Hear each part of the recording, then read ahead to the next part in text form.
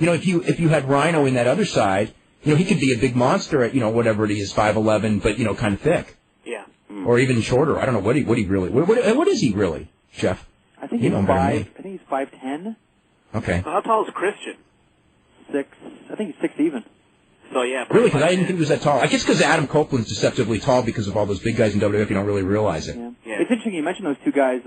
We did the off-the-record taping with Jericho, Val, Christian, and Edge last week, and they were all going on about how this would be the worst thing that could ever happen to the business and have no leverage. And the guys that have gone out there and said that are really hanging themselves now. It'd be interesting to see if that makes the air. Oh, the other thing, too, is in the last couple of years, because of the Internet and everything, the voices of wrestlers have been heard louder than ever before, and I just got a feeling that nobody is going to say anything. I don't say, except for like the veterans that know that they're over, But I mean, I'm not over in the sense of the business, but over as far as like that their career is basically over. Like a Bad News Allen or Tom here. Yeah. But like as far as like these guys, like just throw a name like Chris Jericho.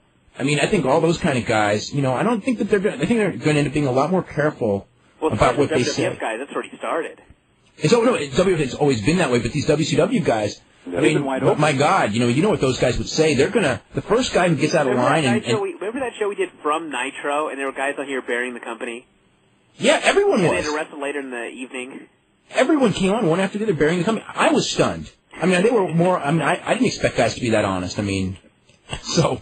I mean, there's being honest and there's being stupid, and we'd have the same thing on our show. Guys from WCW every week, week in, week out, coming and just crabbing about everything. And we all know the politics in the World Wrestling Federation were at least similar, if not the same. But, I mean, they all had, the Vince speak going, and it all towed the company line.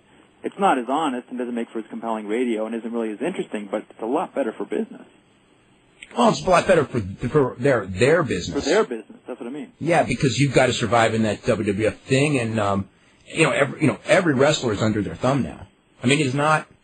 Boy, when this group of guys contracts are up and it comes time to renegotiate, I mean, it's like, those downsides, they're going to be tough. It's going to be back to how Vince always paid in the 80s, which is sort of like, you get paid basically what they want to pay you. Yeah.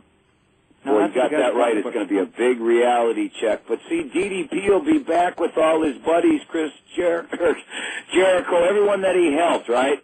Can you imagine all that BS that he spread around? And Bagwell, where are they going to go? They're going to go. They'll eat him alive. Bagwell did not make a lot of good moves in the last 8 days. Talk about 2 weeks. Shane McMahon was all over Buff Bagwell. He wanted Buff Bagwell. He's got charisma. He's got the look. He can do it. But I'll tell you, within the last 3 to 4 months, his stock has just dropped like high-tech stocks last Really? Well, Bagwell. I mean, Bagwell's when this contract was going to be up on March 1st. Yeah. I mean, he went. I mean, he sent feelers out to WWF. Hey, you can get me. Well, and they were cold. They didn't want him. I think now they want him even less. Exactly. They'll make an example out of it. It's a different game up there. But I saw it in '87, and then Flair went there. Dusty. You're right. You just told a mark there. You can't get to Vince. It's a totally different game. What about the guys that sent out the feelers and flirted with the WWF, but then ultimately chose WCW because they couldn't resist that kind of money? The DDP. They pay the price. There. What happens to those guys now? Nothing. I think it's all depends. It depends on who they are. What's that? Depends on who they are, what their attitude is, how charming they can be. It's typical wrestling. There are going to be guys. There are going to be a lot of big name guys that they don't take. I mean, and not just like Lugers and stuff. And it's going to be very interesting to see what happens to those guys. I mean, I'm sure somebody will be sitting on the sidelines and try to start something up, but the TV situation, and that's the one thing that people don't realize. The TV situation is incredibly difficult right now compared to even what it would have been a year ago. That whole wrestling stigma is a killer, and Heyman saw it and Bischoff saw it both when they tried to get something going. I mean, they couldn't get nothing. Yeah, I mean the feeling, the general sentiment around the TV community is that the fad is over, and Vince is the only one that's going to be moderately successful in TV's eyes. It's like the Pokemon of 2 years ago. Yeah, talking to TV executives. That's what it looks like to them. So wrestling's got a black eye, huh? It always did. Not good product, though. I mean, now they're jumping on the bandwagon. Well, it always had the black eye, but you know what it always had before that it doesn't have now? Yeah. I mean, no, but wrestling always had ratings, though. Yeah. Okay, now the ratings are higher than they've been at other periods of time. But the other thing is that now wrestling used to be cheaply produced programming, and now to keep pace, it's not cheaply produced. I mean, that's what killed those big losses on the Turner side were because of how much money they were spending producing that TV show that they weren't recouping on advertising anymore. Before, if you produced, like that old studio stuff in Georgia Championship Wrestling, it's like all that ad money you could make was all gravy. Now it's like the ad money is paying for your pyro and this and that and your video wall, and I mean, or at least use that TV to make some money off of pay-per-view. They weren't even doing that. Well, that is different. That really is the barrier to entry. The way that Vince produces his television and the amount of money that he spends on it is the barrier to entry for anyone else that wants to get involved, because anybody else is going to look so pale. Yeah, they look like geeks compared to Vince. It's like, kindergarten. It's like the XFL compared to the NFL.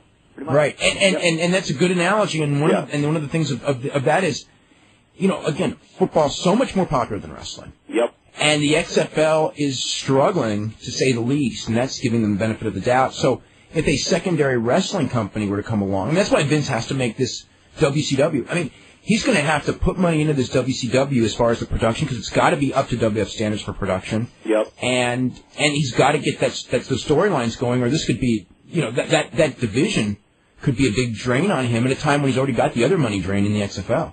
Yep. Do you guys think it's going to be Vince's exit strategy for the XFL? Sure it is. You damn right. It should be. But I mean, Vince really wants to hang his hat on, I'm going to make it in mainstream. No. It'll be forgotten. He's looking for an excuse right now. He's burying the media, Ventura. It's been in the papers in Minneapolis here. Oh, yeah, he's clever. Vince is the best I've ever seen. Vince is very good, and Dave knows that. He's the best.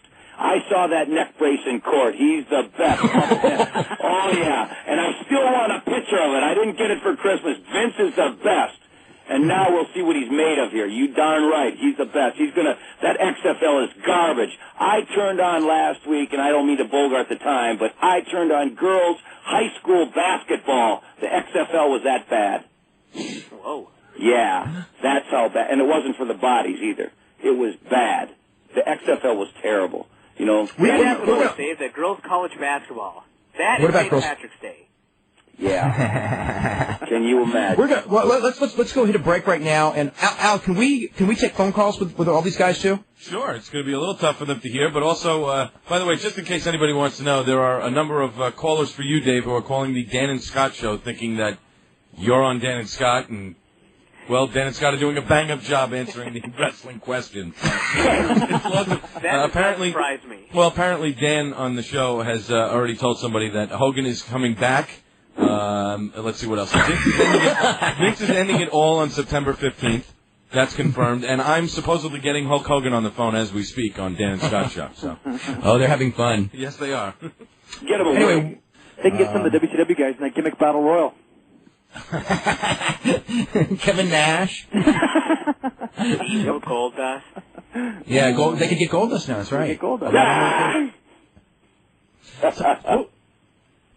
I'm going to start running through calls as quick as we can. Let's go to who's the first one up? Is it going to be Tony? Yeah, it'll be Tony. But by the way, for those of you who aren't listening to the Dan and Scott show but want to, Dan has been mentioning right now that Baron Von Raschke is fighting The Rock in WrestleMania. So. Well, he's who Baron Von Raschke was. Yeah. Tom knows who Baron Von Raschke was. He runs a gift shop up north.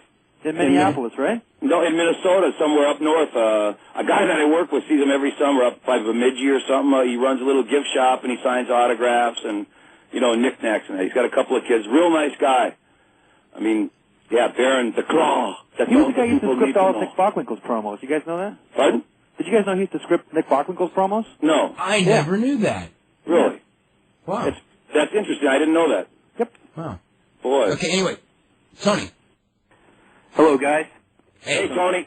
Can I ask you, is there any chance that this acquisition will open the door for David Crockett to re-enter the scene as the lead announcer for WCW?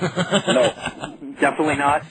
Definitely. I wonder what they're going to do with announcers. They have not discussed announcers yet, which would be interesting, but a lot of nervous announcers right now. I wouldn't be surprised to see Joey Styles end up there. Really? Okay. Yep, How about absolutely. Stevie Ray? No Stevie Ray. Not good. Or they have to renegotiate his contract. The guy who played Oklahoma, will he be picked up? Ed Ferrara will.